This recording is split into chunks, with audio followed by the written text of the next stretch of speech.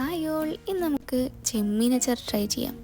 അതിനായിട്ട് കഴുകി വൃത്തിയാക്കി വെച്ച ചെമ്മീനിലേക്ക് ഒരു നുള്ളു മഞ്ഞൾപ്പൊടി, 2 ടേബിൾ സ്പൂൺ മുളക് പൊടി, 1/2 ടീസ്പൂൺ ഉപ്പും അതേപോലെ 1/2 ടീസ്പൂൺ കുരുമുളക് പൊടിയും കൂടി ഇട്ട് നന്നായിട്ട് മിക്സ് ചെയ്ത് കുറച്ച് നേരം മാറ്റി വയ്ക്കുക.